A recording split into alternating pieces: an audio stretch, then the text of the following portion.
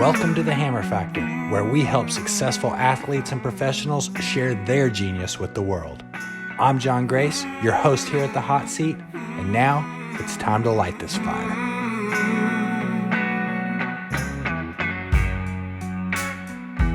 We have a very special show lined up, not only because we have an incredible guest, but we've added this guest's book to our store. Go to the Hammer Factor store, the first book we've ever had in the store, so that's exciting. In the hot seat today, we have expedition kayaker, published author, and first woman to paddle the entire Amazon River, Darcy Gaechter. Thanks, John. It's awesome to be here chatting with you. How are you doing? Pretty good. Yeah, life is good considering the circumstances we're in. What's your, can't shake hands anymore, hugs are out, I'm kind of leaning towards the fist pump. So, yeah, I've been doing air high fives or elbow bump. Elbow bump. Do you think the fist pump is too risky? I feel like I can keep more distance with that. Yeah, you can keep distance, but then, your hand's touching someone else's hand. What if you, rub your knuckle on your nose afterwards? Oh, anyway, thank you for coming on the show. I'm really excited to not only hear about your trip, but hear about the process of writing your book. I mean, it's hard for me to get 500 words down at a time. I really want to talk about all that. Yeah, the book writing was definitely epic for me. It was kind of an insane process, but very challenging, but very rewarding too. Yeah, we got so much here we want to talk about. Let's get right into it. Let's start from the top. What's something people probably don't know about you? So I'm super shy and I'm a really private person. So I bet there's a lot people don't know about me, or maybe there was until the book came out. But maybe that I'm a super book nerd. At any one time, I'm always reading at least 4 books. And it's kind of a little bit hard traveling all the time, but I always make time to read at least every day. Or read a little bit at least every day. Throw out some titles. What's some of your favorite titles?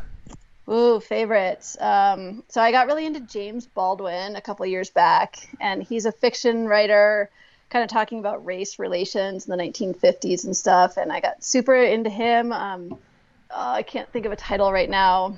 Tell Me Why the Train Won't Come, something like that. But I also love The River Why by James Duncan. I love Touching the Void by Joe Simpson. And Big Rock Candy Mountain by Wallace Stegner. Throw those ones out there for now. Where are you from? Where did you grow up? I grew up in Aspen, Colorado. Okay. So what were you on the slopes as a kid? What were you like before you were on the rivers leading expeditions and whatnot? So I like to ski a lot. I was never a racer, but I loved free skiing, basically any chance I could get. I was a big tomboy as a kid, and Aspen was a pretty cool place to be a kid and be outdoors because we had a lot of freedom from our parents since they felt it was a pretty safe town, and there was a free bus system that went pretty much anywhere, so we could just take the bus somewhere for the day, go on a hiking adventure, or we called it rock climbing, but it was basically climbing without ropes, and cliff jumping, playing in the river, just anything we could do to pass the time outdoors. How'd you get into paddling?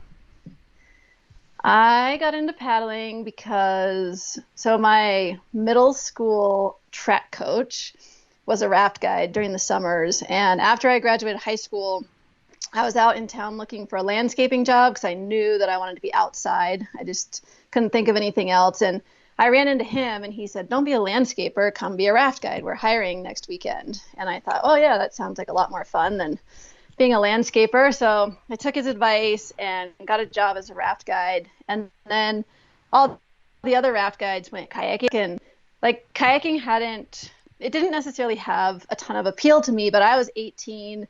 All these other raft guides were 25 to 30, and I just thought they were the coolest people in the world. So I was like, I got to start kayaking so I can hang out with them more. And that's how it started. And they would let me go with them, but they weren't really that interested in teaching me anything.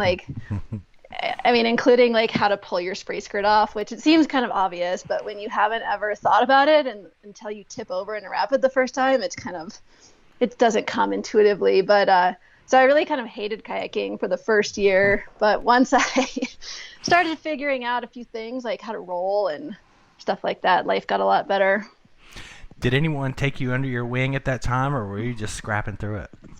Um, there was a lot of scrapping through in the first year, and then I transferred to Montana State. I started college at Skidmore College in New York, and I transferred to Montana State in 1998, and I met Adam Majors, and he really took me under his wing, and that's where I like got a lot better at rolling, at kayaking, and he is the person that introduced me to the whole like expedition style of kayaking and overnight kayaking trips. And my first overnight kayaking trips were in Nepal with Adam. Really? Those were your first expeditions? Yep. Yep. What an introduction. Yeah, I had never left North America before. I had never done an overnight kayaking trip, and it was, yeah, the whole thing was definitely kind of mind-blowing. So you've been at the expedition game for several years. How many years? Yes. 1998 till now, so 22 years, I guess. What rivers stick out? What are some of your favorites? Obviously, we're going to get to the Amazon, so you can leave that out right now. Leave out the Amazon. Yeah, leave out the Amazon. But what are some of the trips that really stick out?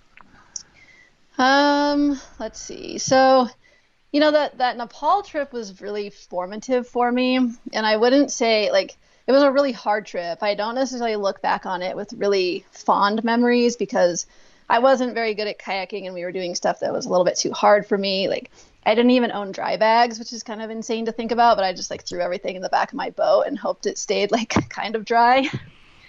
But just, the whole concept of traveling with a kayak and, I knew that we were seeing these parts of Nepal that most other people weren't getting to see.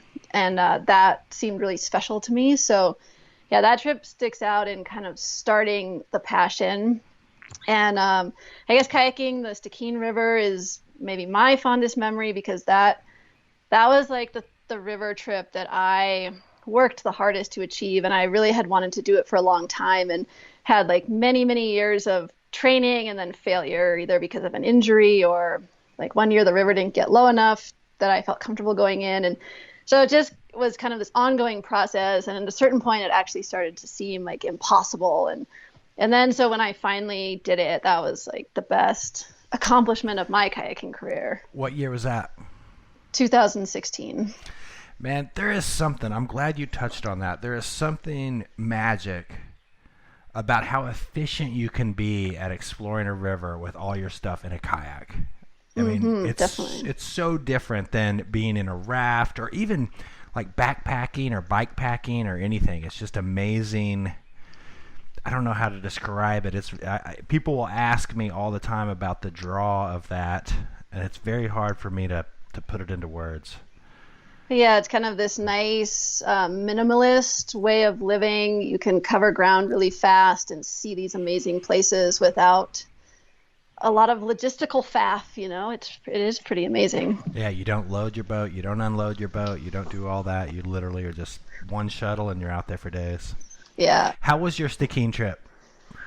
It was perfect. It really was. I had like so many worries of stuff that might go wrong, but yeah, so Dawn and I went to Russia that summer too, and we're kayaking in Siberia in the Altai Mountains. And so we were in really good shape. We had a lot of practice. It was a high water year in Russia, so we had a lot of class 5 big water that, just recently under our belts. And just Dawn and I did it. We didn't see another person on the river. We were kind of like in between. A big group was ahead of us, a big group was behind us, but yeah, so we just had the whole place to ourselves. We both paddled well, didn't have any problems, and it was like I always think it's cheesy when people say it was a magical experience, but it really was a magical experience. Oh, I don't think that's cheesy at all. Just the two of you? Yeah, just the two of us. So, cool. What was kind of the crux out there for you? Well, two funny things. One, like I was really, really nervous. This is like the culmination of 10 years of training and practice and planning and desires. And so I was just like super nervous when we got to Entry Falls and I tipped over in like the littlest boil at the beginning. And just when I was underwater though, I was almost laughing at myself. I was like, this is exactly what you need to just relax. And then I rolled up and after that it was like, oh my God, I feel so much better now. Sick. And so yeah, that was, maybe that situation could have gone either way. If like panic hit my brain when I tipped over, it would have been a different story, but it was just literally like tipped over and laughed at myself in my mind. And that just really relaxed me for the rest of the time. And then, yeah, I guess Wassons was another one that was like really nerve-wracking in my mind. And we scouted and we didn't like how the right sneak looked, so we decided to run the main line. And yeah, I just kind of remember having this feeling like I can't believe I'm here doing this, and so far it's going well, but I hope it keeps going well. Those boils right above that one are crazy on the left. Yeah, and it's so amazing to be kind of like paddling as hard left as you possibly can to fight the boils when you know you just have to pick then the exact right moment to start paddling as hard right as you can. Yeah, yeah. And pass or fail is right above there. That's a crux section, I think. Yeah, for sure. It really was. And we actually yeah, that first day I was the most nervous for the first day, and after we had finished that, I was still definitely nervous for a lot of the rapids downstream, but I definitely just had a better feeling like, okay, I belong here, this is going well, this is good. So sick. Yeah. So when did your attention turn to the Amazon? What was your experience down there? Okay, so the Amazon trip was not my idea. Don and I, like you mentioned, we own Small World Adventures. So we spent a lot of time in Ecuador, spent a lot of time in Peru as well, like kind of on the Amazon tributaries. But the actual idea to kayak source to sea on the Amazon was a client of ours named David Midgley. And he's a brilliant computer programmer. He lives in London. And he was sort of having a midlife crisis that he felt like he might waste his life sitting in front of a computer. So he wanted some big adventure. And he was doing research and discovered that more people had walked on the moon than had kayaked the Amazon from source to sea. And actually, at that point, no one had kayaked the entire thing because everyone else who had descended the Amazon source to sea had either rafted or walked around the whitewater section. So he decided this would be his kind of big adventure in his life. But he didn't know how to kayak. He had never gone camping. And he really was like, you couldn't imagine a more unprepared person for something like this. So for our listeners who don't know, what is Small World Adventures?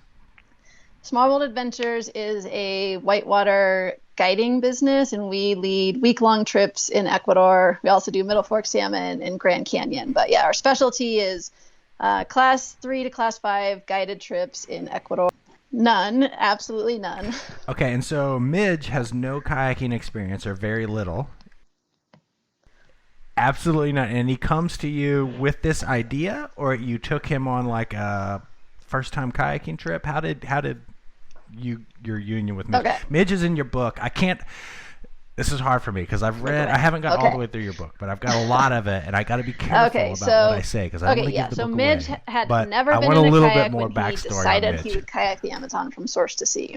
And before I met him, he joined his canoe and kayak club in London, and he did get a little bit of experience. And so when he first contacted me, he was about to the level of a class 3 kayaker, and he said, hey, I'm training to kayak the Amazon from source to sea, but there's class 5 whitewater in the Amazon headwaters, and I need someone to train me to be a class 5 kayaker. And of course, I'm thinking, like, who is this idiot? Like, there's no way. He had mentioned that he recently started kayaking and all that, but I was like, okay, here's what we can do for you. And so he started coming to Ecuador, with the idea that we would teach him to be a class 5 kayaker. And he came for 8 years, and sometimes for just 2 weeks, sometimes for as long as 2 months every winter. And maybe after about the third winter, we started seeing how truly dedicated he was to this mission. And, one thing that really kind of solidified it for me is I am very technologically not advanced, and Small World didn't have a Facebook page. And Midge, being this smart computer guy, he's like, I cannot believe you don't have a Facebook page. You guys are total idiots. You've got to do this. And he was like a heavy smoker at that point. And I told him, Midge, you're a total idiot. You can't kayak the Amazon if you're smoking 4 packs of cigarettes a day. So we made a pact that I would make a Facebook page if he quit smoking. And then we came back the next year, and we had both upheld our end of the bargains. And I just thought, man, if he quit smoking, he really must be serious about this. The stars are aligning. Yeah, he trained with us for 8 years. He did become a Class 5 kayaker, and then he invited us to go with him to help him out on the journey, and we said yes.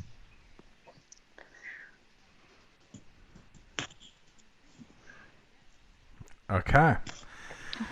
Holy moly. Time to plan the trip. I guess then it's time to plan the trip. I just wanted to give a little plug to David Midgley real quick. For people that haven't read the book yet, I won't give anything away, but I am a little bit mean to him in the book at times. But I do have so much respect for him because I've never known somebody who came up with such an audacious goal, starting from zero or maybe even negative in his case, and actually seeing it through. And it took him a decade of training before he did it, and he stuck with it, which is pretty amazing. So then it's time to get the logistics. What was your plan? Where were you going to start? What river were you going to go down? Fill me in on your plan with as much detail as you can for someone who maybe doesn't exactly know the mountain range. Okay. So originally we were going to start on the Apurimac River, which from 1950 until 2012, pretty much the entire geographic world agreed was the source of the Amazon. And they're defining source by being like the longest or the most distant tributary to the mouth of the Amazon. So it was the Apurimac River in Peru. And Midge bought tons of topo maps and did a bunch of research. He even went and he rafted some of the sections to check out what the whitewater is like. And then in 2012, so 1 year before our expedition, Rocky Contos discovered that the Montaro River was 47 miles longer than the Apurimac. And so we decided to switch plans and start on the Montaro River instead. And so what that meant, this was kind of like a last minute scramble because it was, maybe even a little bit less than a year before we went. And so we actually didn't end up getting topo maps for the Montaro River. We talked to Rocky a bit, and he didn't give us like very specific beta, but he did say he had gone and run the entire river, and he did say, it's all runnable, nothing tricky, you'll figure it out. And so, we did at least have the information that somebody had successfully kayaked it before, so that was obviously really helpful going in. And then the other logistics were pretty insane, and Midge took care of a lot of it on the front end, like buying kayaks and sea kayaks for all of us, because after the whitewater, we switched into sea kayaks. And he actually hired a woman in Lima that he called our fixer, and her job was to import the sea kayaks into Peru, for example, and then help try to arrange the logistics of getting them delivered to a tiny little town in the middle of nowhere where the flat water began.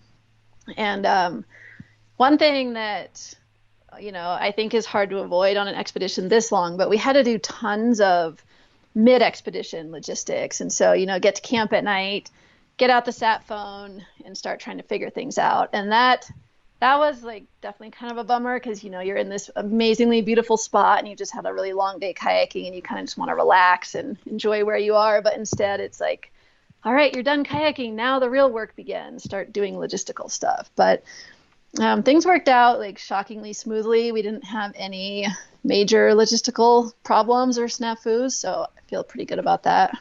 How are you getting food for this? How long of a trip are we talking here? 148 days total.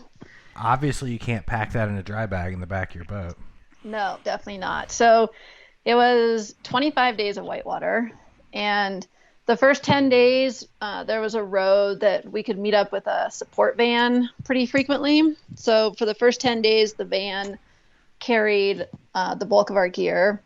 And then after that 10 days, then we dropped into the canyons and we did have to start self-supporting. So the longest we went was 8 days. And then what we would do is right before we got rid of our van, there was a pretty sizable town. And we met a guy there that was willing to do food drops for us. So we packaged up boxes of food that we'd give to him with a date and a location on it and say drop this at this bridge in 8 days. And so we had 3 food drops and then we made it to the flat water. Did the food drops work out? Did he get it there on time? They all worked out. Nice. Yeah, he did. It was pretty amazing. And, even with the whole Latin American time frame thing. Like, I think we waited 3 hours, but in the larger scheme of things, it seemed pretty insignificant. So yeah, that all worked out, which was awesome. Yeah, then in the flat water, we had so the flat water begins where Peru calls this region the red zone, which is like notoriously dangerous area for shining path, drug trafficking, indigenous people that are pretty scared of all outsiders, so they often express that by killing them. And wait a second. So the red zone. So you get out of the white water and then you hop into the red zone. Yes. Okay, and so red zone, is this just full on jungle at this time? Steaming jungle? What kind of terrain are you in, and what kind of people? And give me a little more detail on this killing. Why do you think? Why are you thinking this? So it's very steamy jungle. We started the expedition at 15,000 feet, and we got to the red zone. We had dropped 13,000 feet in elevation. So like most of our gradient was gone in the first 25 days. But it's jungle region. And the reason it's so dangerous is so the indigenous people are called the Ashanika. And they have good reason to not like outsiders, starting from like Franciscan missionaries and the rubber boom.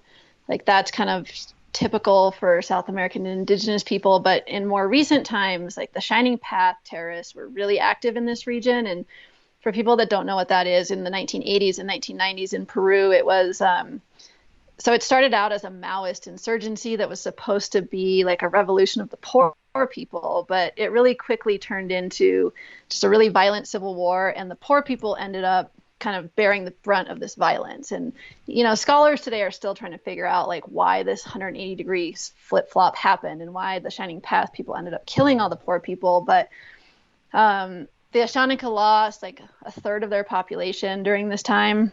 And so this is 1980 and 1990, a lot of people were alive and remember it quite well. And then in 2012, Peru overtook Colombia as the world's #1 cocaine producing country. And so now what's left of the Shining Path work for the drug traffickers, and they obviously don't like anyone getting in the way of their business. And illegal logging is a big thing here too. Like they estimate that 80% of the wood harvested in this zone is harvested illegally.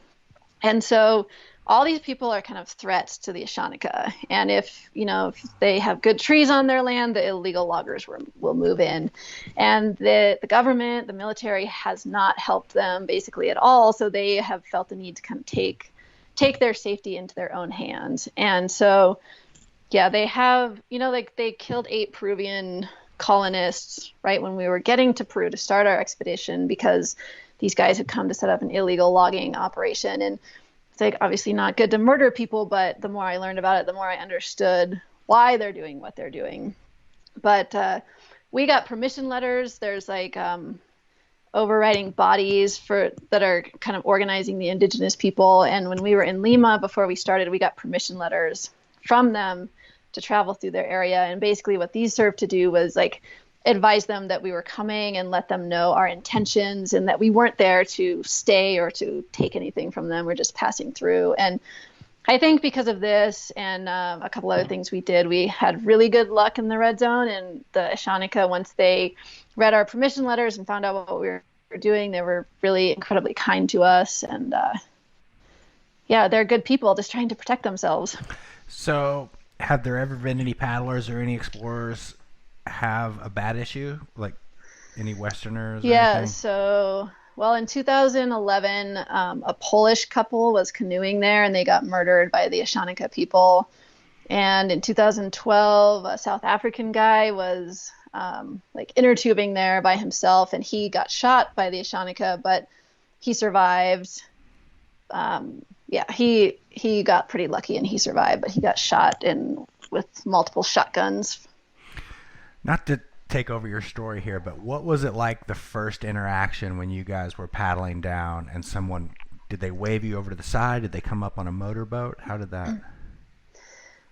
So almost always they waved us over. And so with these permission letters, we also got told to check in at certain points. and kind of a leftover, again, of the Shining Path era. Every single town or village posts a guard 24/7, kind of down at their beach with a shotgun. And so basically the protocol was like, go find the guard, show him our permission letters, our passports, and let him do what he needs to do. And then, then he'd usually see if we wanted to camp, see if we needed food. And that all went pretty smoothly. The one scary time was we passed a village that was not a required check-in, but the Ashanti people started waving us over, and we were kind of slow to stop because we were really hoping not to stop. Like, it was a Saturday, and apparently drinking can be a big problem on weekends there. So anyways, we were trying not to stop, but it became really apparent that they weren't going to let us go. So we pulled over, and they gave us a huge lecture about basically everything that they were afraid of in outsiders and how they needed to protect their people, and they can't just let strangers pass by their beach without wondering what they're doing. And so at this point, there was a motorized canoe coming with us that was carrying our food. This was back to the logistical part. But we also had a local guy on the boat, and they said to us, well, we're not mad at you because you didn't know the protocols of this region, but we are mad at your boat driver, so we're going to have to punish him. And we're all thinking, like, what does punishment mean? And like the whole beach was super serious, and it was like a very, very tense situation. And then like the chief, or I think he was the chief, was like talking with a couple other guys for a while, and then he turns and he says, okay, your punishment is you have to do 50 push-ups. And what?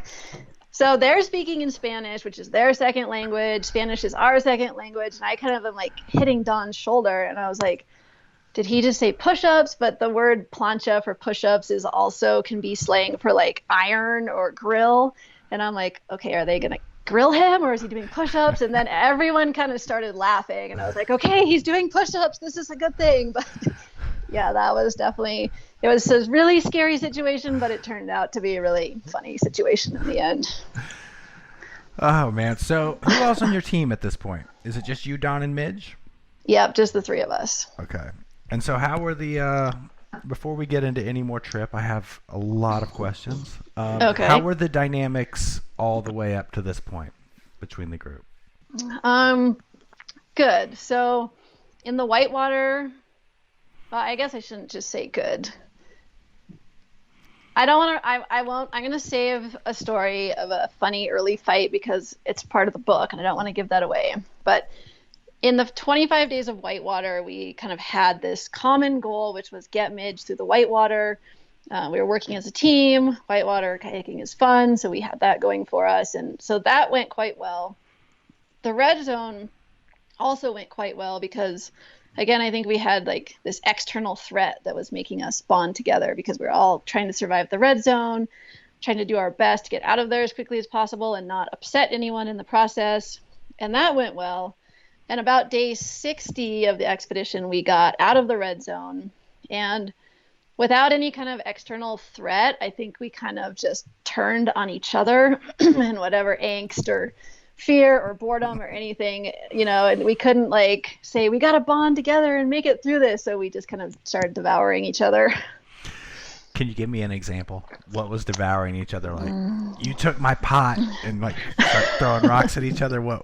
Give me an example. Never came to physical blows, luckily, but lots of snide comments, lots of passive aggressive. Midge was paying for the entire expedition, but he wasn't paying us, and we all kind of thought we were a team. But every now and then he would like finish his meal. We were eating dehydrated meals. He'd finish his meal at camp and like toss it at my feet and be like, "Here's my trash." And then I would yell at him for a while. And there was a lot of problems about the pacing because Midge, very rightfully so, didn't want to paddle too hard or too long every day because he was worried about getting tendinitis. He didn't want to do anything that would jeopardize his success.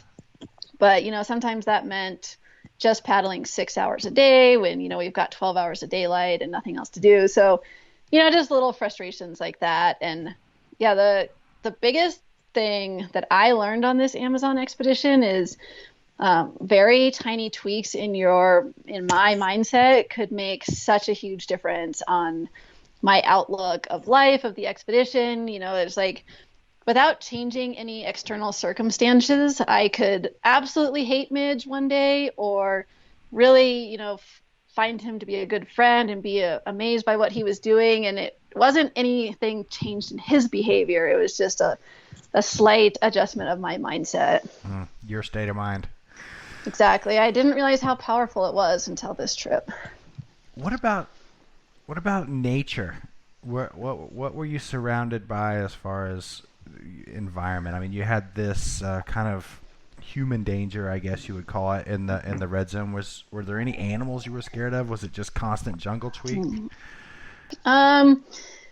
Not too many animals we were scared of. Of course, like probably watching too many jungle movies, we'd always ask the locals, like, hey, can we swim here or will the piranhas get us? And they would always laugh at us and be like, no, you idiots, there's no piranhas here. But they would warn us about like stingrays. We did see a couple that like had a bigger wingspan than my arms. And so they would say like, shuffle your feet and make noise when you get into the water, but watch out for the stingrays. People there were also pretty worried about caiman, which we did see some at night if we like shined our flashlight on the shore. But the Amazon is pretty populated. Once we got down to the flat water, there was a lot of people, a lot of villages. And so I think the vast majority of the wildlife gets sort of scared away by the people. We saw tons of fish, and that was pretty cool, tons of bird life. But after we got out of the whitewater canyons, we didn't see any more wild mammals. I guess we heard howler monkeys quite a bit, but we didn't see them. Were you just buying food with reales? How were you getting food and supplies? Yeah, so all of us brought 50 days worth of dehydrated meals because we weren't sure like how soon we would start seeing villages regularly where we could buy food. So yeah, all of us had 50 days worth of food. I brought about 80 days worth of food because I'm vegan and I didn't know if I'd be able to find vegan food or not. But yeah, basically once we started hitting the bigger cities, we would go to the ATM machine, get whatever the local currency was, and go buy food. And it was really easy for the guys because fish was always like abundantly available, including people would canoe up alongside of us and try to sell them fish while we were kayaking down the river and stuff. So that was pretty easy for them. And then could pretty much buy beans and rice and noodles and stuff in the bigger cities. But it was pretty easy to restock. So you're cruising, you made it through the red zone, you're in the flat water. And was it uneventful grind to the ocean, or what happened through this stage? The 2 middle months were fairly uneventful. Like it was really flat, really boring, not much to report. And the last month got really interesting again. It got to be super windy, and it was always like a up river wind. So like if we stopped paddling, there's like basically no gradient. I think from Manaus to the ocean, the river drops like 1 centimeter per mile. Ooh. And it's really flat. So if we stopped paddling, we would just get blown like forcefully back up the river. And big storms would come in too, which would make big waves, like 10-foot tall waves on the river. And then 600 miles from the ocean, we started to hit the tides too. And at first, like they weren't that strong. We could paddle against them, but maybe with like 3 or 4 weeks to go, we could no longer paddle incoming tide. So that meant we'd start paddling, maybe get a couple hours in the morning, but then when the tide would shift, we'd just have to sit it out for like 5 hours and then start paddling again. And yeah, the last week was really rough. And we were in, at this point, racing sea kayaks that aren't that stable. So we kind of felt like we had to start thinking about not necessarily survival, but thinking about our paddling technique again and staying more focused. Sick. And so then where did you end? So before we went, we looked at a map and saw like the southernmost point of land that juts out and the northernmost point of land that juts out, and like drew a line between those two and programmed like a little waypoint marker into the GPS. And we were about 2 miles off the southern shore and just paddled across this little dot, and then turned to paddle into shore. And we had an awesome like white sand secluded beach overlooking the Atlantic Ocean all to ourselves. And then the next day we had to paddle about 18 miles back up the river, which was shockingly easy because we had the wind at our back. And from there, there's a little town we were able to boat and drive to Belém, which is where we flew out of. Wow, 148 days. Yeah. Did you guys party? A little bit. Midge brought a bottle of champagne for the last day. So him and Dawn drank champagne on the beach, and we all stayed in a hotel together in Belém, and we partied a little bit, but we were also, I think, a little bit tired of each other by that point. And Midge is like, I mean, I'm sure you've just met these like super brilliant engineer or computer types. Like he just has a very different way of thinking and seeing the world. And like at the start of the expedition, he said, well, most people that do long expeditions don't like each other at the end. So I'm just expecting not to be friends with you guys anymore when we're done. And we're kind of like, oh, come on, like maybe we'll be different. And he's like, no, I doubt it. So, you know, we did all kind of have that feeling of like, yay, team, we did it. Okay, now we're going our separate ways and we'll have a little break. I can only imagine. 148 days, is that right? That is a That's long right. time. Yes. Did you feel It was a long strong time. at the end of that? How did your body feel? It's kind of a combination of strong and beat down, you know, not necessarily having like the most nutritious food or not really enough food and just kind of grinding day after day. Yeah, it was weird. You know, in some senses, I felt like I'd keep on going forever because we were just in this groove, and it was really refreshing to kind of strip life down to only this one goal, like paddle to the Atlantic. And so that was like a really, to me, a great mindset to be in, which made my body feel like it could do anything I asked of it. But then also once we knew we were done, it was kind of like, oh man, my shoulder's cracking every time I move it, everything hurts. And so it was nice to have a break. It was nice to use our legs again after basically, you know, we used them quite a bit in the whitewater, but the last 4 months we just sat on our butts and paddled. Yeah, for sure. Did you ever have, I've been to Brazil, and one instance in particular, I call it jungle tweak. It's just, you know, it's hot, you're dealing with constant bugs, all this kind of thing, but I was hanging out over a river trying to scout a rapid. You know, you can't see the river half the time. You know, like it's hard to describe how thick the jungle is. Your thickest forest, the jungle is just thicker. You know, that's the only way I can describe it. But anyway, you can't even see the river unless you're in the river half the time. And so anyway, I'm trying to get a look at this rapid, and I'm hanging off the edge of the rapid, and it's probably 30 feet down into the pool below this rapid. And I look up at my arm, and literally there are 100 million ants on my arm going faster than I've ever seen an ant go. And I just fully tweaked out and jumped off the cliff into the river. And I mean, you were in that jungle for 100 days. I mean, how did you deal with the bugs? I mean, I hate to just like nitpick something like the bugs, but God, dude, they drove me insane. But yeah, no, they definitely drive you insane. And so we had one advantage of, by the time it got really jungly, we didn't have to scout anymore because it was all just flat water, and we didn't have to like go deep into the jungle anymore. And when we were out paddling, the bugs weren't that bad. But the times when they drove us the most crazy was the sandflies there were freaking insane, so horrible. And they would come out as soon as it got light out. So if you're trying to go to the bathroom, for example, in daylight hours, like these things are just going to attack any piece of bare skin that's exposed. And so, you know, we tried so hard to like, okay, you got to get up and poop before the sun rises, or else you're going to start your day in the most horrible ways. And so that was a really hard thing. And then also at night when we would get to camp and just kind of want to, again, chill out, have dinner. But yeah, you've just got like constant bugs buzzing in your ears and your nose and your mouth. And yeah, there was some bug temper tantrums happening. Yeah, I bet. We had Tyler Brad on one time, and did you ever see his case of leishmaniasis? Oh, I heard about that. And I think he got that from a sandfly. Yeah. You guys didn't get infected with any leishmaniasis? No, we were lucky. We did not get any leishmaniasis, but Midge got it. when he was rafting the Apurimac River, like in his early planning stages of this Amazon expedition. So yeah, he went on this overnight rafting trip to scope out the Apurimac and got totally attacked by sandflies and was wearing shorts and a t-shirt the whole time. Like he didn't have long pants, and he got it.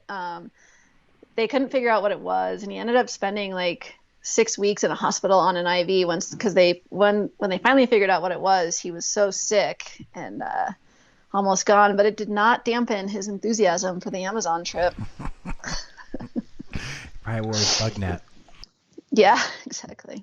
Let's switch gears. Is there anything else you'd like to add specifically about the trip? I mean, I have a million questions, but we can't. No, I think that's good. Like, there's a lot more details in the book if people are interested, but... Let's talk about the book. Okay. Where do I start? The book talks about a lot of your internal struggles.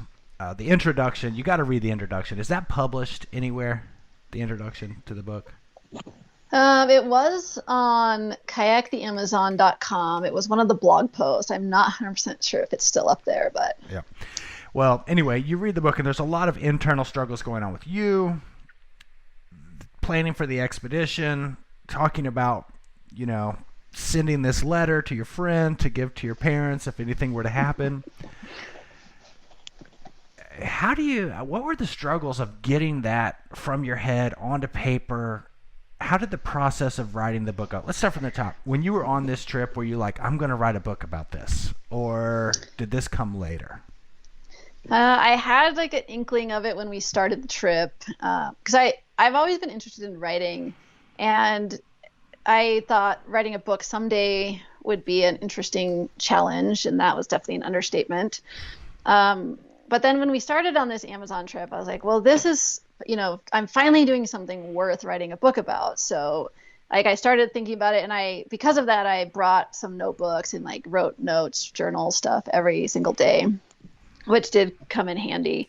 But yeah, it wasn't really until afterwards that I knew that I would do it. And I always have this kind of funny attitude, which is probably lucky because it allows me to do a lot of things. But I'm kind of like, oh, yeah, sure, Midge, I'll kayak the Amazon. Like, how hard can it be? And then I'm like, I'll just write a book. That'll take me a couple of weeks, right? Like I always sort of underestimate the challenges. But then that allows me to dive in. And then once I get started on a project, I get really determined to finish it. So it's probably, even though it's foolish, it might be a good cycle to be in.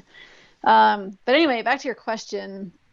Yeah, the first drafts of the book were really bad because they were like kind of, we woke up, we ate breakfast, we went kayaking. And basically the feedback I was getting from everybody was, you have to put more of yourself into this story. Like nobody is going to relate with kayaking the Amazon. You have to give them something about you that's relatable. And, at the beginning of this chat, I said that I'm really shy and really private. And this was really extremely hard for me to put basically any of myself into the book. I'm like, what do I feel comfortable sharing with the world? What about my life is relatable to other people? But then once I got a couple ideas and once I sort of made that initial crack, it really came a lot easier, and I could see how much better it was making the book. And so that became good motivation. It's like, oh, these people were actually right. This is so much better. And so it came more easily after a few months of torturing a little bit out of myself. Something I thought that was super relatable in your book was second guessing your career, your life choices.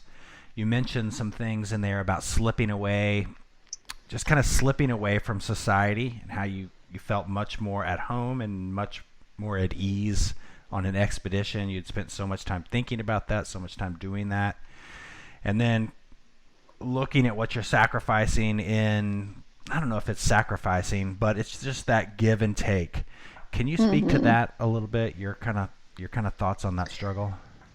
Yeah. So, yeah, I guess, after that trip to Nepal, I started just wanting to do nothing but sort of river expeditions, and I was able to do more and more. And I found myself coming back from expeditions and not really knowing how to talk to my friends or how to relate to family that well, because I was spending more time off in the wilderness kind of by myself or with Don or with small groups of people. And then coming back to real world where people were like, oh, we're just buying our first house. We just got this promotion. And so I started to feel like our worlds were like growing so far apart that there was like no longer any common ground. And that wasn't true, but that's just kind of the story I made up in my mind. So then I would start more purposefully like cutting off those people and making more time for the rivers. And at a certain point, it was good. It allowed me to focus on river stuff, but I did kind of wake up at a certain point. It's like, well, I'm really losing all the human connections in my life, and it's really important. It's really important to me to have both now, the river time and the people time. I call that the 1,000-yard stare. You come off 3 months, out on the river and living such a simple life, and people are talking to you, and you're almost just like looking right through what they're saying. It's so, I don't want to say exactly inconsequential, but it just doesn't seem to resonate for a while. Yeah, it doesn't compute in your brain after what you've been through or something like that. What was the lowest moment of your trip? Okay, so yeah, I talk about this a fair amount in the book, but so Midge originally invited me and Don to go help him through the whitewater, and then we were just going to go home after the whitewater. But one night, Don said to me, he's like, well, you could become the first woman to kayak the Amazon if you do this whole trip with Midge. Are you sure you're going to be okay with leaving after the whitewater and walking away from this opportunity? And I was kind of like, oh, well, I hadn't really thought about it in that way, but you're right. Yeah, let's do the whole thing. And it was just like a automatic decision on my part. And then Don was really starting to backpedal after that. And he's like, whoa. You're like, are you sure this is going to be a big commitment? And then, but anyway, I had made my decision. And then, so he kind of felt like he had to go, I guess, but he wasn't ever that excited to be on the trip. And he had more conflicts with Midge than I did. So he was a little bit unhappy for the entire time because he was fighting with Midge, didn't really want to be there. And I kept on, so it was just 3 of us, and Don and I are a couple. I thought Midge made a kind of a risky decision to invite a couple. So I made this commitment that I would be neutral. I wouldn't side with Don just because he was my boyfriend. But the way that manifested was in me being really harsh on Don. And every time he would get mad at Midge, I would be like, oh, come on, Midge isn't that bad. And like, look, here's some bad things about you too. And Midge is putting up with them. Like, I really was horrible. But in my brain, I'm like, oh, I'll make Don see that Midge isn't that bad. And then like 120 days into the trip, I got really, really mad at Midge, and I spent like 10 days just being absolutely furious with Midge. And one night I was like venting to Don, and Don was like, oh, come on, Darcy, Midge isn't that bad. And I was like, what? I was like, you're not on my side. And then it like that moment just hit me. I was like, oh my God, this is how you have felt for 120 days. And I'm complaining because I felt this way for 10 days. And I was like, I've been a horrible friend, partner, whatever to you. And so that was my lowest moment on the trip. Ah, okay. Just like there was a moment of reflection there when the smoke cleared. Exactly. I wonder if it'd be funny to get you and Midge on the show. and Dawn, that would be good too. And Dawn. What about your favorite moment? What sticks out as a real highlight? So it's kind of a long highlight, but I read Joe Kane's book, Running the Amazon, before we went, and they did the first source to sea descent of the Amazon in 1985.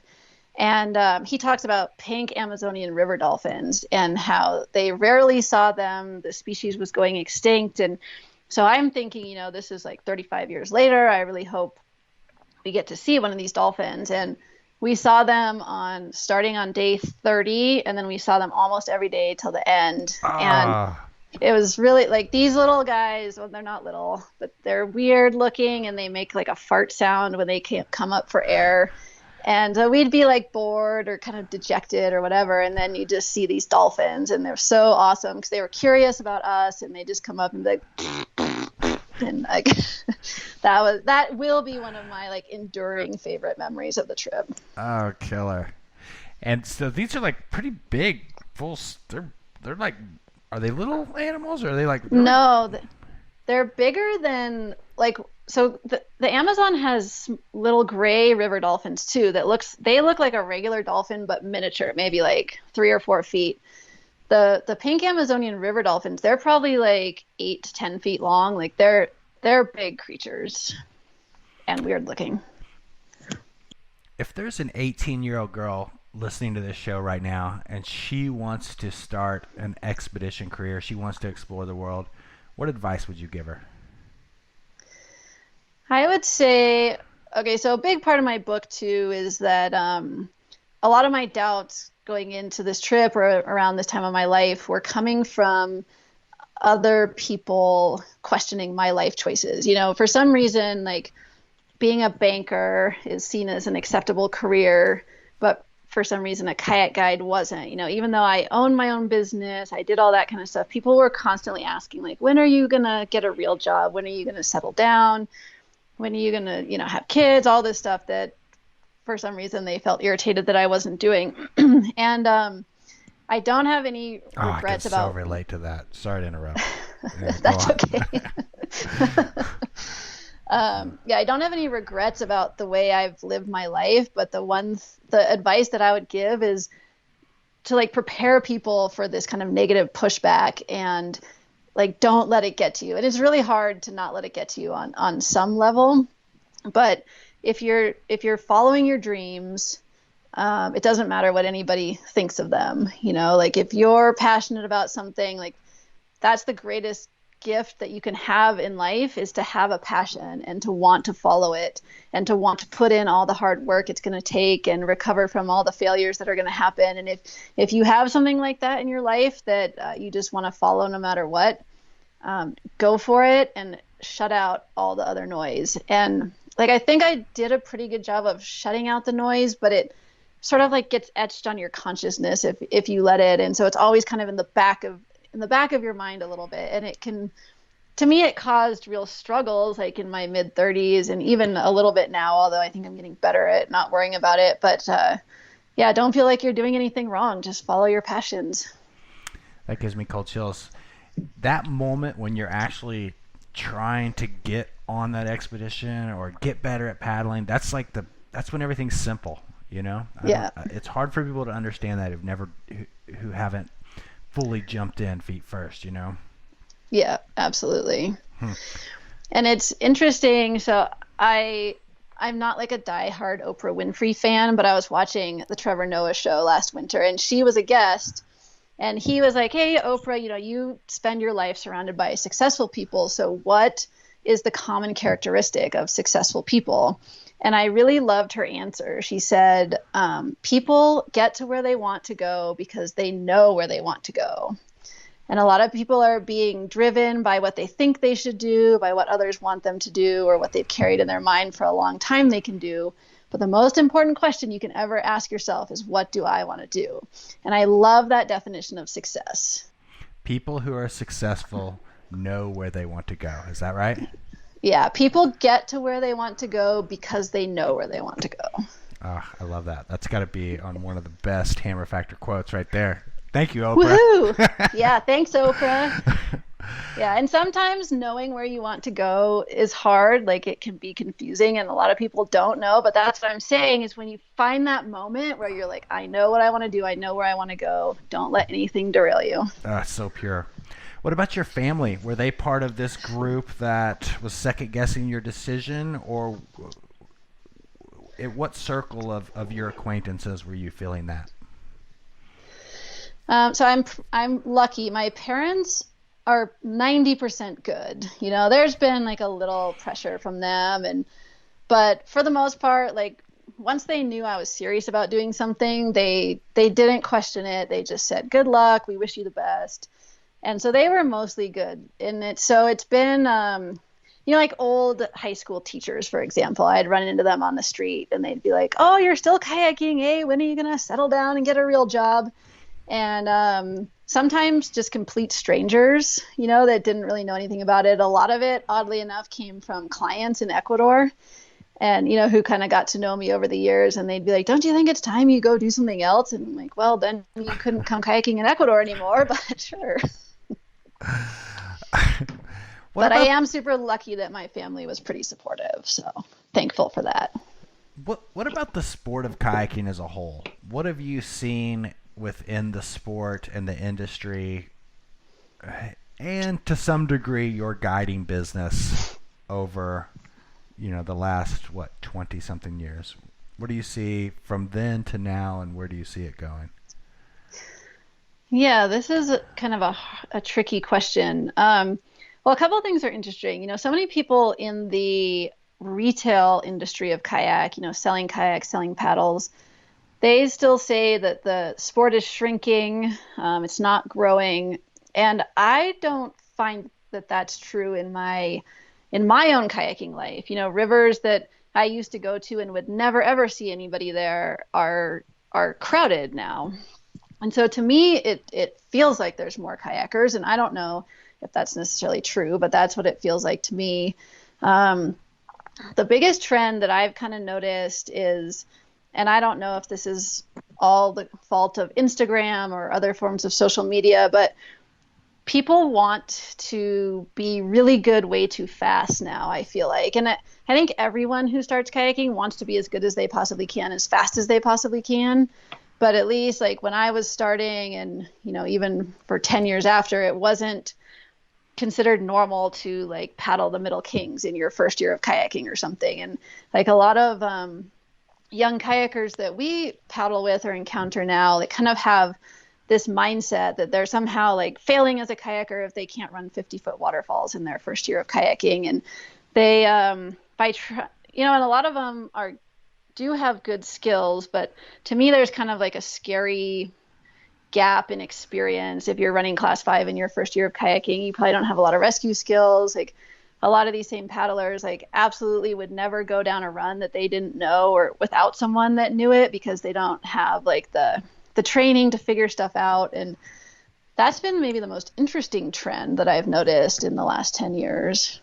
Yeah, the school of hard knocks is a part of whitewater. Anybody Yeah. anybody who doesn't know that, anyone who's like, oh, the river is all lollipops and gumballs, you know what I mean? Like, you're not giving an accurate representation. But the hard knocks are so much harder on hard class 5 versus the 3 and 4 zone, Yeah. So I see that as a thing too. You want people to get their mistakes. The quicker you can fail, the quicker you can learn. I'm a hardcore believer in that.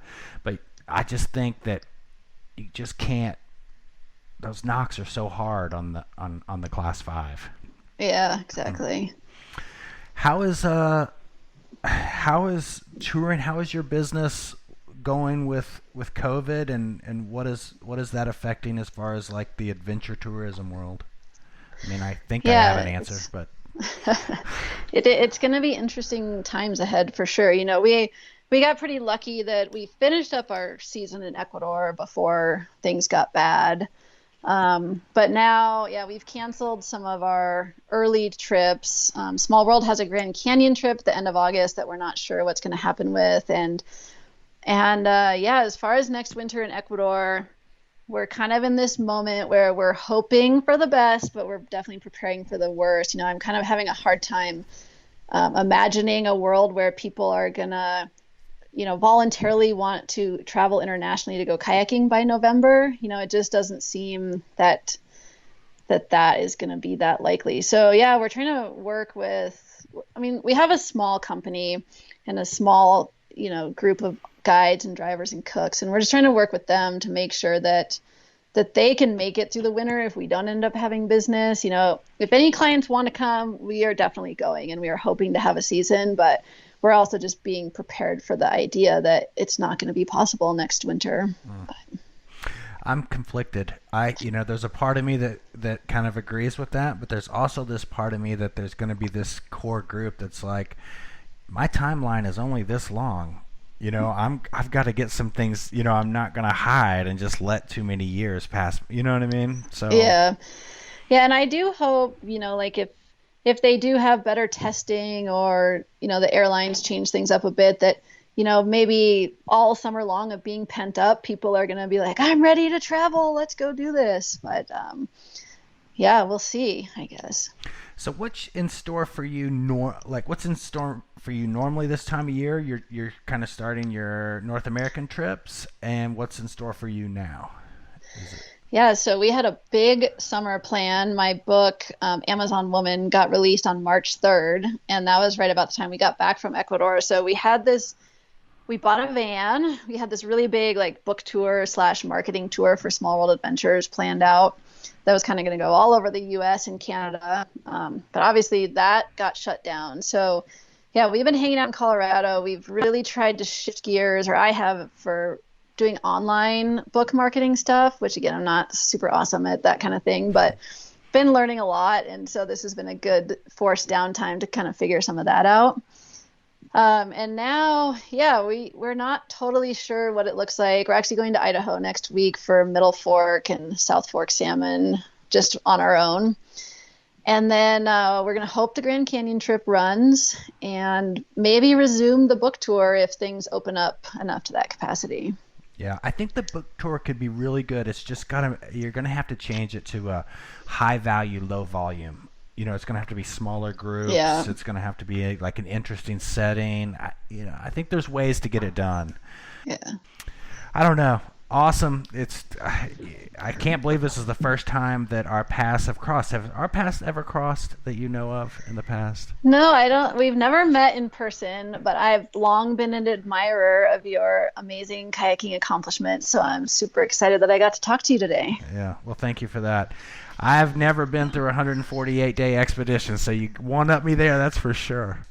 I think that just makes you smarter than me. Is there anything else you'd want to add or our listeners to know before I let you off the horn here? Yeah, I think that's it. Like Oprah said, just figure out what you want to do and then go do it, no matter what anyone else says.